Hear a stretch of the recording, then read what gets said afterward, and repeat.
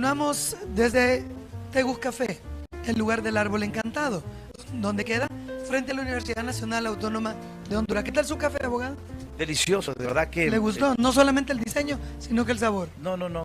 Yo he sido cafetero siempre y de verdad que tiene uno la oportunidad siempre, ahora está aprendiendo, hay baristas, hay gente, hay lugares especializados que cuentan con personal de verdad con muchísima calidad. El café hondureño es reconocido ya internacionalmente, ha ganado premios, incluso porque me gusta leer ese tipo de información en cuanto al mejor precio por el cual se puede vender café. Yo creo que en Honduras se están haciendo, y se lo decía al principio de su programa, se hace historia con muchísimas cosas. Yo creo que es importante dejar la mediocridad, es importante dedicarse un poco más a lo que realmente uno quiere hacerlo, y con un poco de esfuerzo, con un poco de empeño, levantándose un poco más temprano, la gente puede aprender a cambiar su estilo de vida, cambiar su forma de pensar, abrir la mente y aprender a tener nuevas posibilidades. De verdad que tener a una joven aquí con esa capacidad, con ese arte, con ese talento,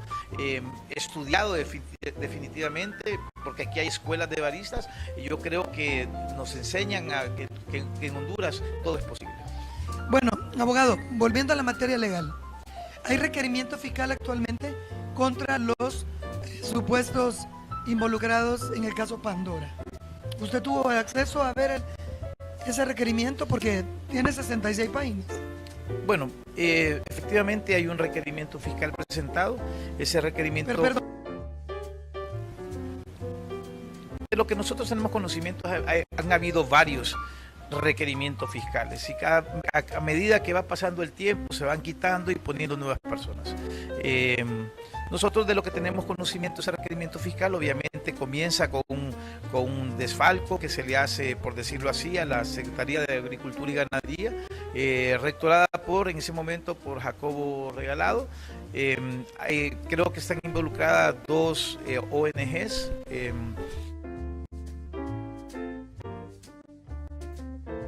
Pues hay otra fundación que era una fundación que era manejada anteriormente por el ex cónsul de Italia acreditado en Honduras, mediante estas dos fundaciones recibían, firmaban acuerdos con la Secretaría de Agricultura y Ganadería. Los que debían de ser para proyectos eran desviados, y esos fondos desviados pasaban a cuentas de estas dos ONGs, y estas dos ONGs me imagino yo que siguiendo instrucciones de alguien, pues giraban dineros para pagos varios, y entre ellos, en el caso de nuestros representados, pues se giraron algunos cheques a nombre del Partido Liberal, en este caso, para ser más exacto, porque es en la condición en la cual ellos están siendo acusados en este momento. Ahora, abogado, ¿estaban ellos obligados a saber la procedencia del dinero? Esto es importante, y esto es una situación, Waldina, y para toda la gente que está escuchando, que hay que ver y ser muy específico. ¿Cómo se cometen los delitos? Los delitos se cometen a título de dolo o a título de culpa. Se lo voy a explicar de la forma más sencilla. En el Código Penal nadie puede alegar ignorancia de la ley. Los delitos se cometen a título de dolo cuando yo sé que lo que yo voy a hacer es ilegal y no me importa, asumo el riesgo y lo hago. Yo sé que una cartera que está por ahí tiene un celular adentro o tiene una billetera, yo sé que no es mía, sé que no es mi celular, sé que no es mi billetera, meto la mano y lo agarro. Eso es hurto. Y por eso a mí la ley me debe de castigar. Si hay un video, si alguien me vio me debo ir a la cárcel. Ese es el tipo de delitos a título de dolo. A título de culpa hay otro tipo de delitos. Vamos a suponer que yo no sé manejar moto o no sé manejar carro. Y vengo yo y agarro un carro, agarro una moto y empiezo a manejar. Y en eso atropello a alguien. Yo no quería matar a esa persona, no quería atropellarla, pero lo hice. La ley me castiga con una pena mucho más baja, porque dice, bueno, usted actuó con impericia, usted no podía manejar eso. Entonces, vamos a suponer que yo debo de ir manejando en una zona escolar, debo ir manejando a 20, pero vengo yo y voy manejando a 60, 80 o 100, se cruza un niño, lo atropello, lo mato, yo no lo quería matar, pero fui imprudente.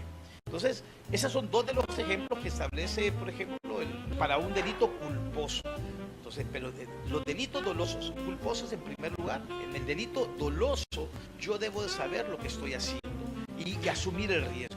En este caso en particular, yo le puedo poner un ejemplo. En este lugar tan bonito que usted tiene, donde estamos desarrollando este programa Cafeteando, imagínense que viene una persona y le dice, ¿sabe qué, doña Waldina, qué rico su café, quiero comprarle 50 bolsas de café? Y usted dice, ok, perfecto. ¿Y cuánto es? Bueno, son 15,000, 20,000 empiras. Y le viene y le da un cheque a usted, y usted, de buena fe, porque agarra el cheque y hizo una buena venta, etcétera, etcétera. Y de repente hay un requerimiento fiscal contra Waldina. Por haber aceptado ese cheque. Por haber aceptado ese cheque. Disculpe. Sí, sí, pero es que mire que le hemos dado seguimiento y esta persona que le dio ese cheque trabajaba vamos a decir, en una ONG. Esta ONG desfalcó a la SAC, o se pusieron de acuerdo con la gente de la SAC, y ese cheque vino a parar a Cafetear. Entonces, ¿por qué debo de ir preso yo?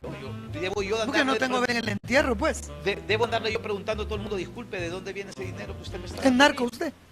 Es correcto, es narcotraficante usted, porque hay un hecho particular, porque me consta, tengo un amigo que está siendo acusado en ese requerimiento fiscal. Me llamó, me hizo la consulta y me dijo, mira, yo tengo un problema. O sea, una vez a mí, yo le prestaba a un candidato presidencial. Yo le hacía los jingles, le hacía esto, le hacía lo otro. De repente me debían demasiado dinero, me llaman para decirle que le vuelva a hacer otros jingles. Les digo yo, miren señores, ustedes tienen una deuda conmigo, por favor cúbranmela, si no yo no sigo haciendo nada. Le dijeron, perfecto, no hay ningún problema, te vamos a mandar el pago. Le mandan el pago, él lo recibe, lo agarra, se lo da a la cuenta del papá, lo depositan en la cuenta del papá y cambian el dinero y continúan haciendo los jingles a la persona. Y él hizo un trabajo. O sea, le mandan así, disculpa, aquí está tu pago, ¿qué va a andar diciendo él? No. Y el papá también. Y el papá también. Entonces, ¿qué dolo, qué conocimiento podía tener esta persona acerca de esto? Pero según cómo está ese artículo 183 y ese artículo 184, estas dos personas no tienen derecho a absolutamente nada. No solamente van a ir presos 6 días a la cárcel, mínimo, van a ser exhibidos, van a ser capturados, aunque se presenten voluntariamente, porque eso es lo que tiene que pasar. La finalidad del proceso penal es que las personas estén presentes durante todo el proceso. Si bien es cierto, podría ser que en algún tiempo, cuando el juez tenía el arbitrio de poder decidir, bueno, es peligroso, tiene o no tiene arraigo, puede entorpecer la investigación, esa es una discrecionalidad que tiene bajo la inmediatez el juez, y que debe el Ministerio Público probarlo, de que la persona es peligrosa, o debe probarlo que puede entorpecer la investigación, o debe de probar que no tiene arraigo. Muchas veces se abusó de esta circunstancia, pero para eso lo necesario era haber mejorado los controles y no meter a la gente a la cárcel. Porque yo le puedo decir, Waldina, que hay gente que está presa, vamos a suponer por lavado de activos, porque es el tema que estamos tocando ahorita, por 200, 300 mil empiras, está presa sin ninguna posibilidad, cuando aquí lo que debería hacerse es, bueno, sencillo, estás acusado por 300.000 empiras, das una fianza de 600.000 empiras, das una garantía hipotecaria. Si no te sometes al proceso, siempre vas a tener una orden de captura, siempre te voy a poder procesar, pero me quedo con tu bien, o ejecuto la garantía, o hago cualquier otra cosa. Esa es la parte que para mí es atentatoria contra lo que establece la Constitución de la República. La Constitución es muy clara, nadie puede ser privado de su libertad en forma injusta o en forma arbitraria. Es más, la Constitución claramente establece que si yo afianzo suficientemente, tengo derecho a ser escuchado en libertad. ¿Por qué? Porque la libertad, la presunción de inocencia debe prevalecer siempre, no solo porque está en la Constitución de la República, sino porque definitivamente Honduras ha firmado tratados internacionales, el Pacto de Viena, ha firmado el Pacto de San José, ha firmado, son tantas tratados internacionales que Honduras ha suscrito, que estamos obligados a cumplirlos, estamos obligados, pero una norma, toda esta gente hay un montón de gente presa, no por una orden de un juez, sino que por orden del Congreso. Eso para mí, definitivamente, estamos muy alejados de ser una sociedad muy justa. Ahora, abogado, yo le tengo que decir esto con toda objetividad por todo lo que hemos podido observar en los últimos meses. ¿Cree usted que actúe de forma, por qué no decirlo, equilibrada? La Sala de lo Constitucional en torno a esta solicitud presentada por varios togados, porque se dice que hay mucha presión norteamericana, que hay mucha presión de la Maxi, del mismo CNA, y que hay tanta presión que los jueces dicen que los tienen reventados, y más que ahora les están quitando hasta la visa, están más atemorizados. Pero, Waldina... Porque les gusta ir de compra a los Estados Unidos.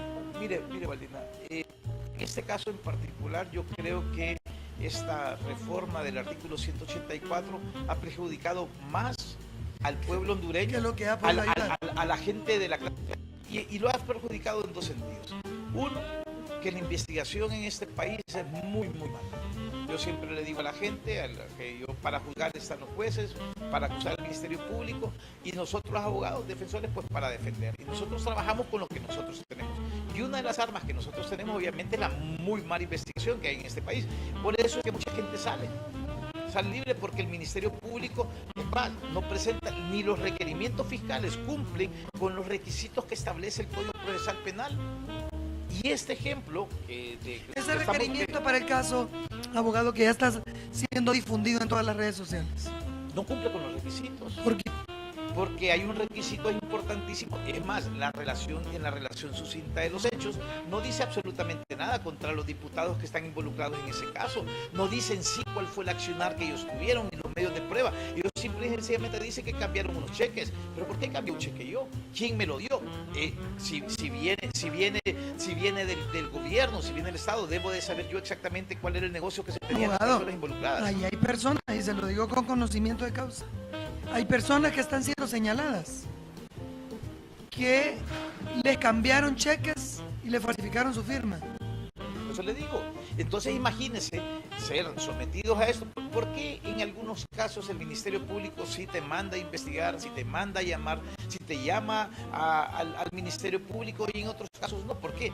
Porque en este caso en nuestro país existe demasiado esa cultura del chisme, de provocar a la gente, de decir, de difamar a la gente, y como aquí en este país es bien sencillo, todo el mundo se olvida, se acuerda siempre de, esta persona fue acusada por esto, fue acusado por lo otro, y después se le olvida que cuando la persona presenta el descargo ya nada pasó, pues ya es noticia, pero todo el mundo se va a acordar de la parte negativa. Desgraciadamente, y eso debo de decirlo, estamos más enfocados en ver el mal ajeno, que definitivamente tener una actitud mucho más positiva. Bueno, ya comenzó nuestro público, tenemos una central donde llegan las preguntas, obviamente enmarcados dentro del respeto y la cordialidad. Le permitimos al público que participe para que tengamos una interacción con el público y nuestros invitados. Jessica Suazo, ¿no es familia suya? No. Abogado, ¿el 184 procesal penal vendría a eliminar la garantía del debido proceso? No, al contrario, si está dentro de la norma penal, en este caso procesal penal, hay un debido proceso, y eso es lo que se busca, que todo esté enmarcado en ley bajo un procedimiento. Establezco claramente cuál es la finalidad del Código Procesal Penal. La regla es la libertad, la excepción debe ser siempre la cárcel.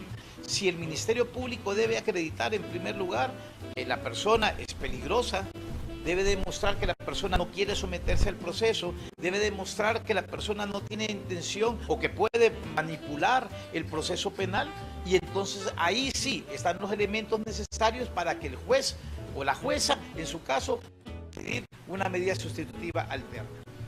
Le voy a agradecer que se acerque un poquito más el micrófono, abogado, porque usted no tiene la voz mía, de trueno. Wilmer Arriaga, ¿qué sucede con las personas que permanecen en prisión preventiva por varios años?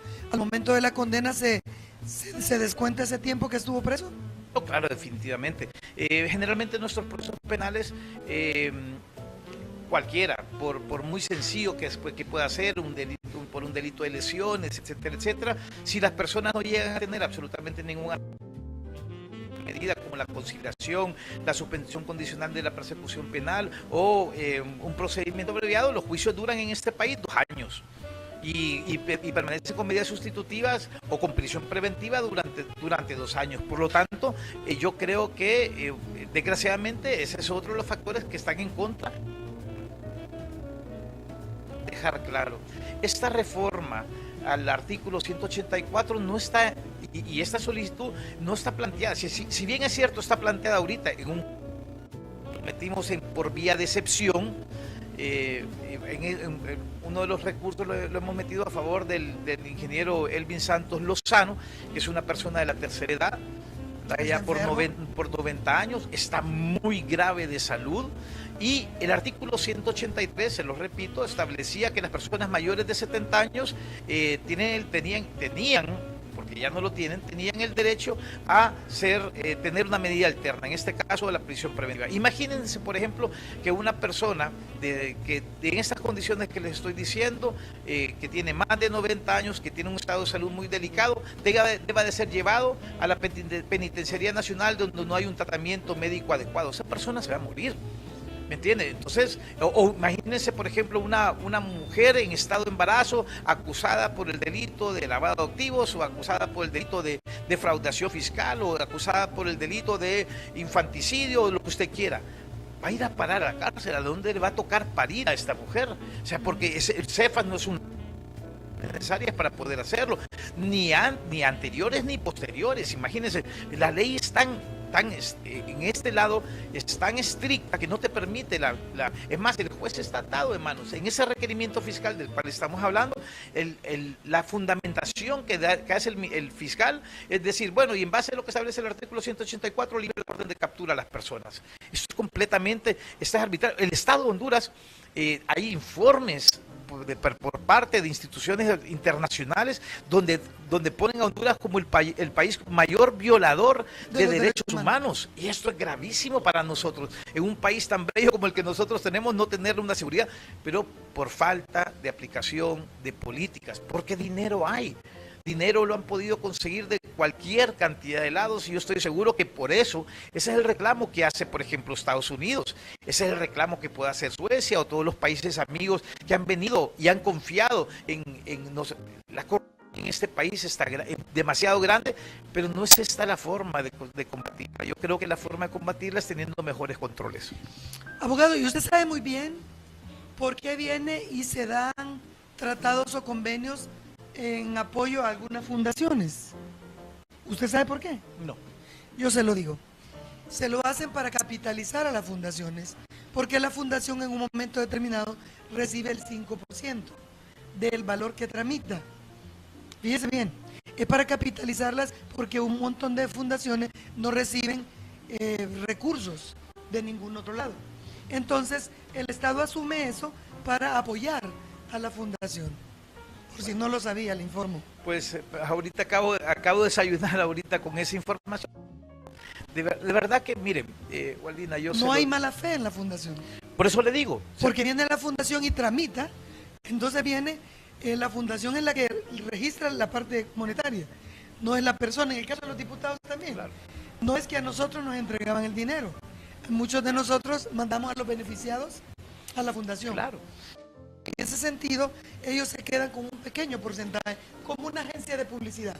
Abogado Raúl. Pero fíjense qué interesante, porque realmente, y esa es la forma de poder difundir y de poder llegar a la mayor cantidad de gente que se debería de beneficiar con este tipo de situaciones. Sí, porque están satanizando a las fundaciones, y no es así. Yo lo digo aquí porque conozco el tema. Entonces, se les da un pequeño porcentaje, no es que la fundación se queda con el 50%, no, un 5%. En la mayoría, como cuando usted trae a Arjona, como cuando usted trae a Ricky Martin. Que tiene un porcentaje. Entonces tiene un porcentaje, una fundación viene y asume la responsabilidad de traerlo para beneficio. Entonces se queda con un 5%. Es lo mismo que hace. Le hago esta aclaración porque es importante. Bueno, dice aquí, seguimos leyendo, mire usted. Dice Carlos Solís, las autoridades han olvidado aquel principio que establece hay que buscar la administración de justicia y no la condena del acusado? Definitivamente. Yo creo que seguramente debe ser el abogado Carlos Solís el que está escribiendo. Sí, Carlos Solís dice. Sí, bueno, y ese es, yo creo que, miren, no solamente el Estado, obviamente el Congreso a través de la elección de sus diputados debe de buscar diputados que realmente busquen proteger al Estado. Abogados, ¿no se asesoraron bien? Miren, y para mí el gran problema que existe, Waldina, es de que la mayor parte de la gente o de los diputados aquí agarran tres bancadas: Partido Liberal, Partido Nacional, el Libre, etcétera, que son y cada quien agarra su política. Entonces hacen bandera. Su bandera, exactamente. Entonces esto para mí se les olvida realmente que quién los eligió, se les olvida realmente quién fue el que los puso ahí y quién es y por quién deben de ver. Y las repercusiones que puede tener al momento de la aprobación de una ley. Porque si bien es cierto, nosotros como abogados privados que somos, estamos interponiendo un recurso de inconstitucionalidad por la vía de excepción, en caso que va a favorecer, en este caso, esperamos nosotros, a las personas por las cuales nosotros estamos interponiendo este recurso, pero en sí va a favorecer más a la cantidad de personas, de madres, porque en este país es mayor la cantidad de mujeres, madres de familia que existen, que son las que van y que hacen grandes filas en la Penitenciaría Nacional para ir a ver a sus hijos. Yo se lo comentaba, estas medidas han venido a incrementar la población penitenciaria en un 53%. Esto es de verdad, esto es gravísimo. Personas que son inocentes hasta que se les pruebe lo contrario y no se lo han probado.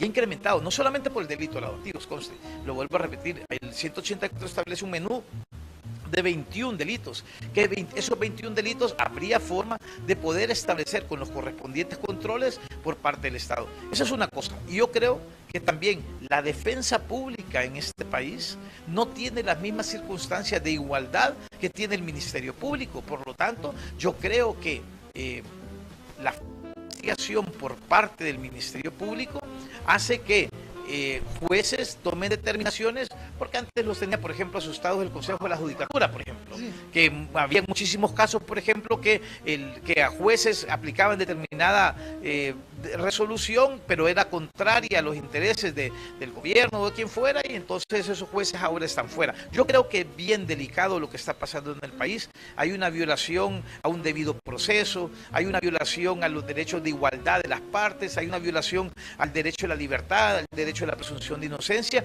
que a final de cuentas nos van a pasar factura, no solamente a nosotros, al contribuyente, sino que también a los políticos también, porque eligen muchas veces gente que no los representa dignamente, sino que van a agarrar otro tipo de banderas. Hay mucha gente que preferiría ver presos a estas personas y no le importa lo que pueda pasar a la colectividad.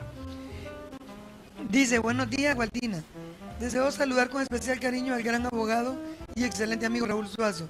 Le deseo lo mejor. Atentamente, Carmilla Willer. Sí, Carmilla. Carmilla. Bueno, no sé cómo se pronuncia. Carmilla Weiler es escritor. Para mí, que ha hecho, es un orgullo nacional poder leerlo durante todos los domingos en un diario de circulación nacional. Es alguien que... Diga el diario, no hay problema. Diario El Heraldo. Aquí no somos egoístas. Carmilla Weiler escribe en El Heraldo. De verdad que es un amigo personal, entrañable, le tengo muchísimo cariño. Él lo sabe. Hay muchas circunstancias de Carmilla Weiler que la gente no sabe, no conoce.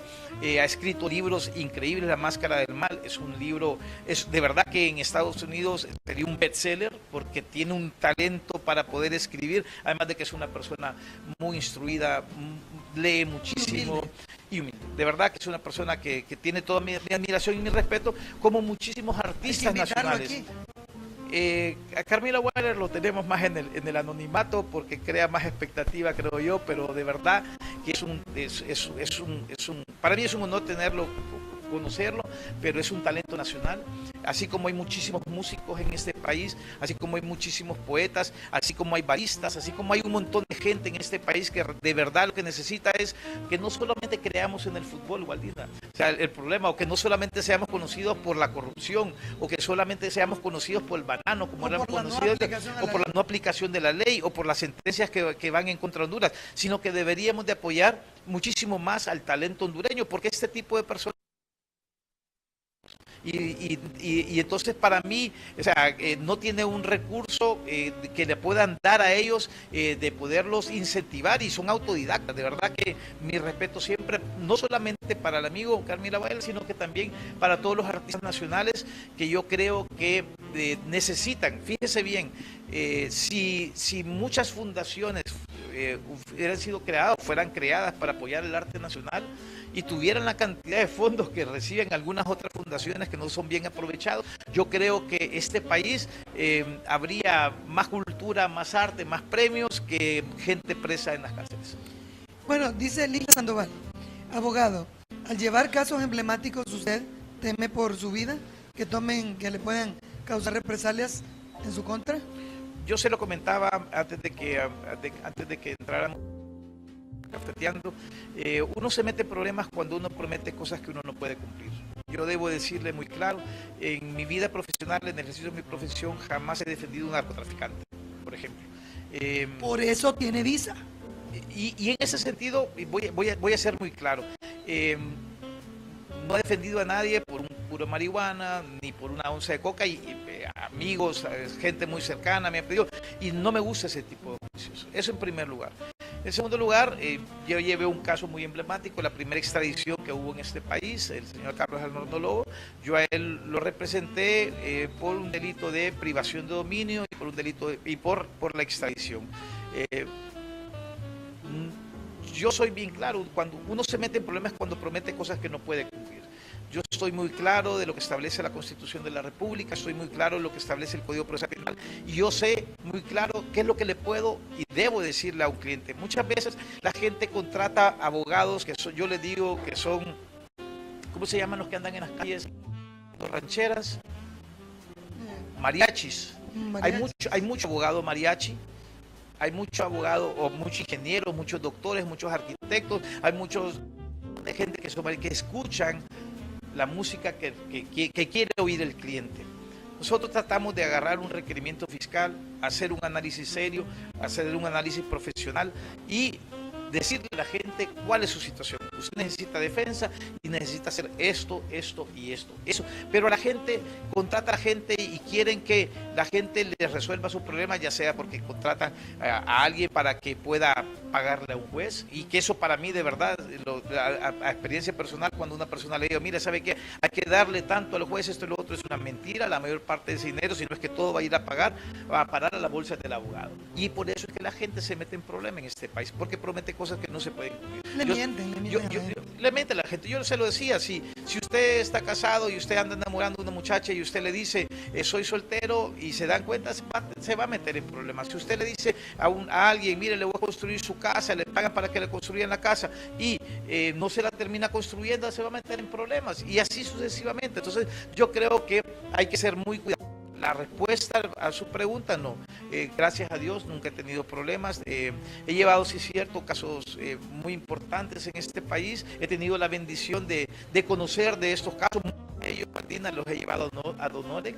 Yo creo en el servicio pro bono, en el cual creo que a final de cuentas todos, absolutamente todos tenemos derecho a la defensa. Al principio de la profesión yo decía que jamás defendería un violador, pero una vez me tocó, y me dijo, Dios me dice que usted me va a ayudar. Y yo, wow, dígame, vamos a ver, yo quiero que usted revise el expediente de mi nieto. Si usted me dice a mí que mi nieto es responsable, que se hunde en la cárcel. Pero si no lo es, por favor, yo le pido a Dios que usted me ayude. Y entonces, ¿y de qué está acusado? Violación. Entonces le digo, no, mire que yo delitos por violación, eso y lo otro, yo no lo veo. Por favor, revíselo.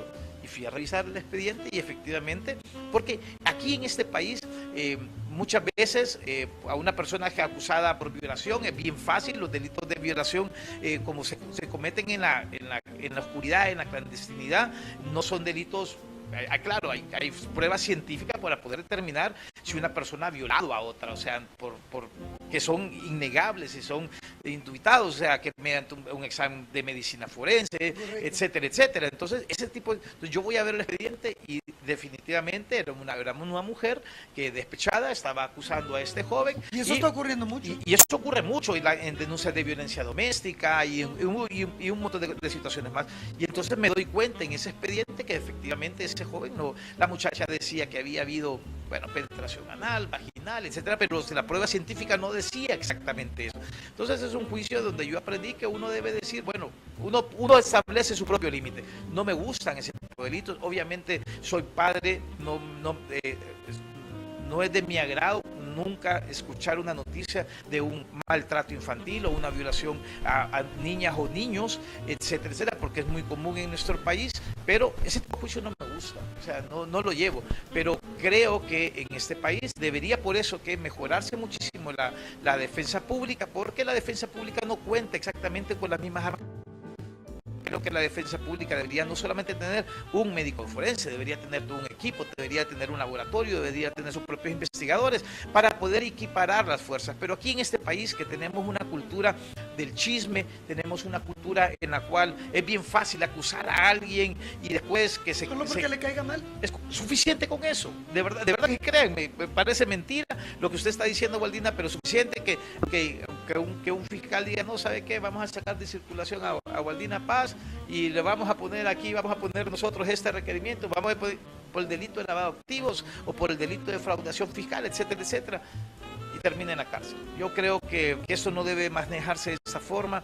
Creo que somos un país democrático, un país civilizado, que tenemos las normas, los procedimientos que establece la Constitución de la República. Por eso que yo siempre digo, desgraciadamente la Constitución solamente se acuerdan de ella cuando pasan circunstancias, cuando pasan este tipo de cosas, pero el procedimiento está ahí, son muy pocos artículos los que establece la Constitución de la República realmente, pero no se cumplen. Bueno, vamos a ser breves, abogado, porque ya el tiempo ya nos está diciendo que va en contra. David Quiroz, ¿la aplicación del 184 procesal penal es una evidente violación a los derechos humanos? Definitivamente que sí. Yo creo, repito, reitero, no le da el derecho absolutamente a nadie ni de patalear, solamente con el requerimiento fiscal las personas van presas. Imagínese, por ejemplo, un acto, la extorsión es solamente que alguien diga, ¿sabe qué? Waldina le mandó a cobrar a una persona y se lo mandó a decirle, mira, ¿sabes qué? Si no, atenete las consecuencias. Eso es una extorsión. Entonces, imagínense que Waldina, que está cobrando Waldina Paz, que está cobrando lo que le deben, que le mandó una nota con un abogado hábil, con conectas, etcétera, otro, significaría que privaran a una persona de la libertad. Yo creo que uno debe tener derecho, en primer lugar, a poder comparecer ante un juez en libertad, bajo la presunción de inocencia, ante una audiencia y sin la audiencia inicial. El Ministerio Público o el denunciante o el creyente logra acreditar efectivamente que hay una extorsión. Entonces, pero en este país no, queremos sacar de circulación a un montón de jóvenes, acúsenlos de extorsión, que no se ocupa absolutamente nada. Dice Xiomara Amador, es privilegiado usted por haber aprendido de cerca con el gran maestro René Suazo Lagos. Saludos a ambos. Abigail Raudales, si existe sobrepoblación en centros penales, ¿por qué la insistencia de las autoridades en seguir enviando gente aún que no se ha comprobado su culpabilidad? Andrés Varela, según su experiencia, el juzgado en materia de corrupción al día ha logrado lo que esperaba.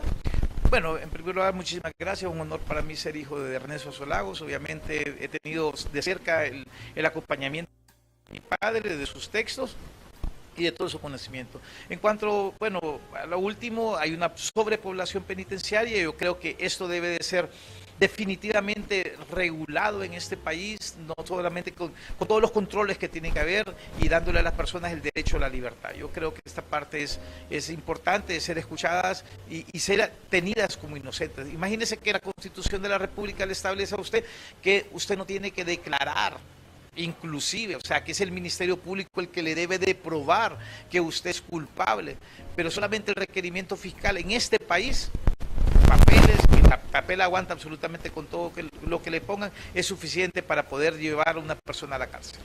Bueno, dice aquí Manuel Núñez, a quien es capturado y exhibido y luego queda en libertad, ¿qué acción puede ejercer contra el Estado de Honduras? Helen Paguada, es apegado a derecho que la gente de la UFESIC secuestre documentos sin dejar constancia de lo que llevan, sin permitir un inventario para luego ser devuelto. En su caso, no devolverlos. Bueno, en cuanto a eso del UFESIC, yo creo que uno, con la tecnología moderna, uno puede definitivamente, llega una persona a hacer una inspección, lo lógico y lo más necesario sería, en todo caso, si la persona tiene la oportunidad, mandar a llamar a un notario, mandar a llamar a un abogado. Uno tiene una cámara, la tecnología ahora le permite a uno poder grabar y entonces uno puede, es un derecho constitucional, no, es un derecho poder grabar. O sea, pero tenemos entendido que recientemente en la UFESIC supuestamente capturaron junto con la Maxi varios documentos y se niega a mandarlo al Tribunal Superior de Cuentas. Bueno, pero en sí uno sabe lo que uno tiene. Miren, hay procedimientos que uno debe de seguir, obviamente, cuando hay ese tipo de derechos, uno debe de complacer a organismos como derechos humanos, por ejemplo, a poner las denuncias correspondientes para que sean esos los que inicien la investigación. Yo, desgraciadamente, no tengo confianza en derechos humanos en este país. Estas instituciones para mí han fracasado. Han fracasado desde mi punto de vista porque se han pegado al Estado, al gobierno o los gobernantes de turno. Yo creo que eso no debe ser así. Yo creo que la población... El violador de los derechos humanos siempre se ha registrado que él está. Por eso le digo, y ellos son los que dicen a quienes tienen que ser políticamente quien debe de regular estas instituciones. Por lo tanto, para mí esto es gravísimo. Yo creo que deben de ser independientes. Admiré y siempre he admirado al doctor Custodio, el valor que tuvo en aquellos tiempos en los cuales él tomó muchísimas decisiones, para bien o para mal, pero yo creo que se hacía tratar de un respeto a la Constitución de la República. Bueno, definitivamente hay muchas preguntas, pero bueno, Carlos Solís, ya lo habíamos leído, Vanessa López, a los activistas, que recibieron fondos, ¿por qué se le debe deducir responsabilidad si esto no sabían el origen de los mismos? Por eso les digo, imagínense que estas personas no puedan ni en una audiencia inicial poder establecer esa misma circunstancia. Imagínense, yo fui alguien que fue activista político, recibe un cheque y ese cheque lo va a cambiar y de repente resulta que ese cheque viene de una institución que ha sido defraudada. Yo creo que los que deben de responder en este caso es el de la Secretaría de Agricultura y Ganadería, estos de la Fundación, y ver por qué ese dinero no le dieron el fondo o el recurso correspondiente o el destino correspondiente. Pero de ahí, si de esas fundaciones salieron cheques, si esos cheques fueron cheques de caja y fueron depositados, hay que ver cuál es la acción que tiene la persona, el destino final de esos cheques. Si yo le puedo garantizar, por lo que nosotros hemos podido ver de ese requerimiento fiscal, que esa justificación no la tiene el Ministerio Público. Ellos están basándose en un dictamen del Tribunal Superior de Cuentas, en los cuales ellos han hecho su propia investigación con los medios que ellos tienen, pero ellos no son policías, ellos no son detectives, no tienen ni ese cuerpo, sino que simplemente presentan reparos. Esos reparos no los pueden justificar, y entonces lo que hacen es decirle lo que, como lo establece esa misma ley de ese tribunal, es remitir la diligencia al Ministerio Público. Pero la ley debe ser pareja absolutamente para todos. O sea, no solamente puede hacer de la misma forma que ha ocurrido en esta forma, tiene que ser para todas las demás personas. Abogado, ¿qué espera usted de la Sala Constitucional? Bueno, en primer lugar, se han presentado varios recursos. Félix Ávila presentó. Félix Ávila, tuve la oportunidad también de leer el recurso del abogado Félix Ávila, muy bien planteado también. ¿Cuál es el procedimiento que debe pasar ahora? La Sala de lo Constitucional en este momento está desintegrada, por decirlo así, en este caso en particular, ya que la persona que fue nombrada como jueza para poder llevar este caso pertenece a la Sala de lo Constitucional. Se ha conformado una Corte de Apelaciones que también nos conforman dos personas más de la Sala de lo Constitucional. Por lo tanto, deben de mandar a integrar esta Sala de lo Constitucional. Esta Sala Constitucional, que es el fin último, la que debe de interpretar la aplicación de los artículos, o sea, si son constitucionales o no son constitucionales, porque para eso está creada esta Sala de lo Constitucional. Ellos deben de mirar no solamente si está en la Constitución de la República, sino la proporcionalidad, el daño que se le puede causar y si hay una violación a esto. Lo que establece la Ley de Justicia Constitucional es de que debe mandarse a pedir en el término de 6 días, si no me equivoco, a la Secretaría del Congreso Nacional toda la información de este decreto 56-2013, todos los antecedentes, un informe detallado, cuál fue la finalidad del legislador al momento de establecer esta reforma, esta ley, este artículo. Después, cuando ya cuentan con esa documentación, se le debe dar traslado por 6 días al Ministerio Público, y el Ministerio Público debe opinar si hay o no hay una violación a garantías constitucionales, y después ya la Sala Constitucional debe emitir un fallo. Yo creo que es importante establecer que, si bien es cierto, está presentado estos recursos en un momento político, va a favorecer a la colectividad, va a favorecer a aquellas personas que están acusadas por extorsión, están acusadas. ¿Qué es lo que puede pasar? Mucha gente dice, bueno, ¿qué es lo que va a pasar? Todo ese montón de gente va a salir. No es cierto. Es que sí lo dice la gente. Sí, pero ese es el miedo que le pone. Estuve invitado a un programa, y entonces la persona que estaba invitada en el programa dijo, entonces van a salir violadores, y van a salir violadores de niños. Correcto. Y él, en primer lugar, yo se lo dije a él en su cara, él es un ex fiscal y tiene fiscal. Los rebates que él podía hacer no eran debates correspondientes a agarrar un código, a establecer o decirme, no, lo que usted está diciendo son mentiras. Eso de verdad que para mí es preocupante. ¿Por qué? Porque son voluntades, son banderas. Prefieren ver a sus diputados o a compañeros diputados en la cárcel y no verlo, y no ir a un centro penal y ver la cantidad de gente que está siendo violada sus derechos humanos. Yo creo que esta parte es bien importante. Fíjese que es tan grave este artículo 184, que dentro del recurso que nosotros interponemos lo aplican retroactivamente. Fíjese bien que este hecho que está siendo investigado es del 2011, 2012, 2013 aproximadamente. Esta reforma de este artículo es del 2013. Lo que uno mira en derecho, lo que uno mira en Lecciones de Derecho Penal 1, que es un libro que hizo el doctor Renzo Lagos, orgullosamente mi padre, habla de la no retroactividad de la ley penal. Dice la ley, de la no retroactividad de la ley. Establece la Constitución de la República que la ley no tiene efecto retroactivo, excepto en materia penal, cuando la nueva ley beneficia, favorece al reo procesado. Esta ley, este decreto 56-2013 no favorece a los procesados, porque ¿cuál es la ley que debe aplicarse? La ley que estaba vigente en el momento que ocurrieron los hechos. En este caso, esos hechos fueron cometidos en el 2011. ¿Con qué código procesal penal debe de verse? Pues obviamente con el código procesal, penal, que sin que tuviera la reforma todavía. Por lo tanto, ellos tienen el derecho a ser escuchados en libertad, pero no.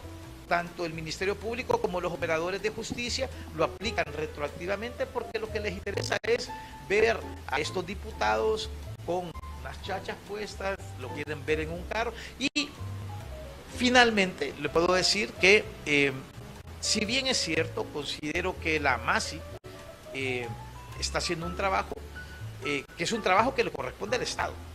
Fíjense bien, es un trabajo que le corresponde al Estado. Es el Estado el que debe estar haciendo el trabajo que nos están viniendo a hacer otras personas. Pero muchas veces ellos faltan a la objetividad, faltan a la investigación y faltan de verdad a un principio. Ellos todo lo ven negro, todo es malo, absolutamente nada, y no permiten y continúan haciendo los mismos errores que comete el Estado. No investigan. Y violentan los derechos. Y entonces violentan los derechos de las personas.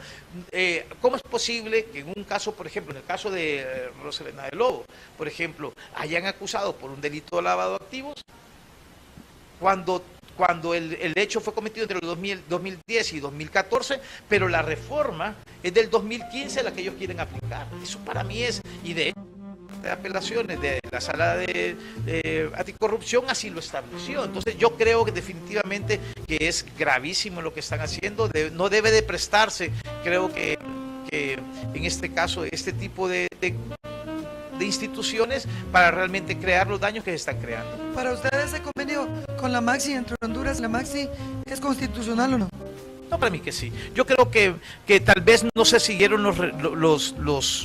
bueno, habría que ver, hay que ver formal, si fuera formalmente, yo creo que estamos obligados a hacerlo. O sea, a hacer los requisitos que establece la ley, porque para eso está la ley. Nos gusta o no nos gusta, para eso está la ley. Pero yo creo que sí es necesario, yo creo que son cosas que se pueden subsanar. Creo que cualquier cosa que haga el UFESIC, o solamente es necesario que venga el fiscal general y lo lo avale, lo apruebe, y con eso no tendría por qué pararse absolutamente ningún requerimiento fiscal. Creo que es importante combatir la corrupción, creo que hay demasiada corrupción en este país, pero mientras continuemos haciendo procesos que no cumplen con los requisitos mínimos que establece la Constitución de la República o el Código Procesal Penal, vamos a seguir cometiendo los mismos hierros. Sobre el caso de Fe de Ratas, recientemente, que están siendo acusados diputados Román Villeda y Tommy Zambrano. Por eso le digo, yo creo que acusar a una persona en este país es bien fácil, pero deben de tener los medios idóneos y necesarios para poder demostrar la responsabilidad de las personas. Deben de demostrar lo que establece, cuál es la teoría del delito, una acción, tipicidad, anticuricidad, culpabilidad para que sea punible. Entonces, cuando usted cumple todos esos requisitos, no importa. Y ese es el concepto que yo admiro de Estados Unidos. Ellos dicen, tarde o temprano, aquí vas a dar. O sea, no importa. Uno puede haber cometido un delito de cualquier naturaleza y ellos tarde o temprano el brazo de la justicia te va a alcanzar. Pero tratan de hacerlo mediante una muy buena investigación. De forma equilibrada. Y por eso es que la gente que mandan para Estados Unidos es porque la tienen bien agarrada. O sea, tarde o temprano van a terminar dando. Yo siempre dije, por ejemplo, en el caso de la extradición, que la extradición era una caja de Pandora. Porque no solamente se iban a ir narcotraficantes, de hecho ya han quedado muy pocos y están resurgiendo algunos, sino que después se iban a ir banqueros, políticos, alcaldes, diputados, magistrados, etcétera, etcétera. Eso es lo que va a pasar en este país. Y al final va a terminar pasando lo que pasó en Colombia, que Colombia se prestaba a mandar a todos sus connacionales para allá bajo ninguna cuidado, y después se dieron cuenta que se iban a quedar sin nadie. Entonces ya no manda Colombia, ya no manda gente de Estados Unidos extraditada. Es increíble. Por ejemplo, miremos el ejemplo de la Chifardi, por ejemplo, Chile. Ella fue pedida y Chile es un país que es protector de sus derechos humanos. Pídale usted a esta que le mande un gringo para acá. No lo va a hacer nunca. No sé, en cuanto cae uno se lo llevan. Por eso le digo, entonces ahí se mira quién es quién en este país y cuáles son las políticas. Yo creo que los tratados internacionales, de los cuales, por ejemplo, de derechos humanos de Estados Unidos, no pertenece absolutamente a ninguno. O sea, no es signatario absolutamente de ninguno, siempre está viendo para arriba a qué le conviene, qué no le conviene. Entonces yo creo que es bien fácil ordenar o pedir, por ejemplo, intervención, por ejemplo, en nuestro país, en que debe de hacerse eso, cumplirse el otro, cuando en casa pasan otras cosas. Bueno, muchas gracias, abogado. Un mensaje para la Sala de lo Constitucional y un mensaje para el pueblo hondureño, porque ya hemos llegado al final de nuestro programa. Bueno, mandarle un mensaje a la Sala Constitucional, yo creo que ellos saben. Van a oír, están atemorizados, sí, ellos saben si está en la Constitución. Ellos son el ente encargado de regular e interpretar la Constitución de la República, y que no debe ser una cuestión política, debe ser una cuestión de si está o no está ahí, si hay un tratado internacional suscrito por Honduras. Yo creo que en cuanto a la población, yo creo que debe saber elegir quiénes son sus diputados. De eso pasa muchísimo lo que está pasando en las políticas de nuestro país, y obviamente agradecerle a Waldina la oportunidad que me ha dado de estar de verdad que es un delicioso programa.